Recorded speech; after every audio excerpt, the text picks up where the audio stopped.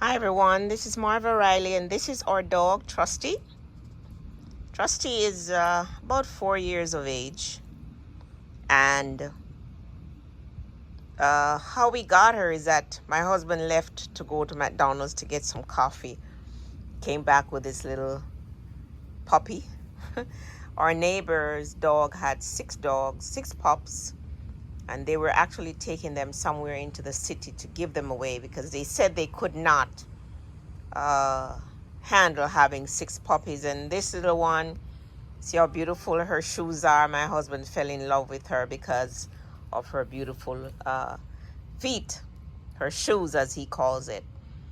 Well, about 6 weeks ago, Trusty's ear, her left ear, got really swollen and was clearly painful. It was hot, it was infected, it was inflamed. She would not get up. She would just lay around in her bed. She wouldn't eat. Actually, what we noticed happening before all of that is that she was eating grass. And we have noticed that whenever she eats grass is because she's not feeling well. So she'll eat the grass and then throw up whatever is bothering her stomach. And normally she's fine, by the evening. But she kept eating grass for a few days. And then she wasn't herself. She's normally a dog who likes to be outside, runs around, races around, good appetite. She wasn't eating. She didn't even want to drink water. We had to force her. And the ear was swollen. Now, the other ear, the right ear had that problem about 2 years ago. And we took her to the vet, and the vet told us that it was probably something bit her. And she's an outdoor dog. We're an outdoor family. We're always outdoors. And so there are bugs in our area. There are flies, there are mosquitoes, there are the little mites, And so I think some bugs either got in her ear or bit her on the ear, but it got swollen. The right one got swollen 2 years ago, and the vet had to lance it, drain it, and she said the ear would have a mushroom shape. Even if she did surgery, it wouldn't really return to normal. So she was on antibiotic. The antibiotic wasn't helping. She was on ear drops. She was on pain medicine. She was on Benadryl, all kind of drugs. And all it did was just make her very drowsy. Didn't help. So I did some research, and I saw where you can use coconut oil to wipe the ear, wipe the inside of the ear, give her apple cider vinegar to drink, and that kind of stuff. And that's really what healed that ear the first time, not the doctor's medicine, because we took her back and they said there was nothing else they could do. We just have to keep giving her antibiotic, all these pills, even tranquilizer, stuff that would make her sleepy and drowsy, and we didn't like that. So when it happened this time, we decided we're going to treat the ear ourselves. So we started giving her garlic pills every day. She would lap up the garlic pill because we put the garlic pill in coconut oil or olive oil. She would have it.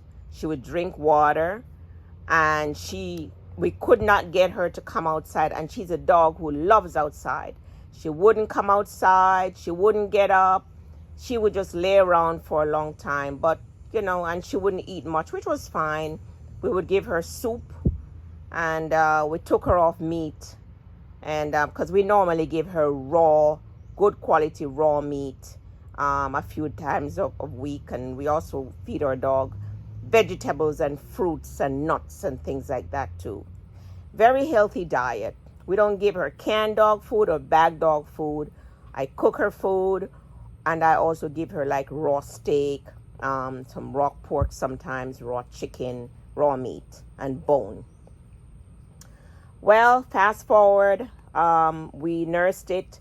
Then the swollen ear, the abscess, if you will, popped, and it started draining this stink-smelling thing. So I would kind of squeeze. I bought gloves and gauze, and I would squeeze the pus out. It was a lot of pus. And squeeze the pus out, drain the ear, wipe it with some, I soaked garlic cloves in olive oil, and I would use that to clean the ear every day, morning and evening. And, she just gradually got better and better. It's been about 6 weeks now. I saw online where it could take months. And we do know from the previous experience that it could take, up to 3 months to totally heal. But she is at least 75% or more better, because now she wants to come outside again with us, and she'll walk around, run around and play, sit in the sun like she is right now. And she has great appetite. She wanted to go for a ride today when I went to the hardware store. Back to her norm. I probably would say 90%, not 75%. But that's what we did. We cleaned her ear with the olive oil. We soaked the garlic clove in the olive oil, and I would put that on the gauze and just wipe the ear, squeeze the pus out, and give her garlic clove by mouth, give her healthy foods, fresh water. We always do that anyway. Also, I would bathe her with some apple cider vinegar in the water, and we also kind of kept her inside. We would take her for a walk around the property, a few laps, and then get her back inside. Take her for a walk around the property, back inside, because the flies kind of like the smell of that abscess that was draining from the ear. But this is our trusty, 90% better. She's back to her happy self. Today, for the first time, I saw her jump up and picked a pear from our pear tree, which she normally does, but she hadn't been doing it since she's been sick. So she's actually back to her normal, happy self.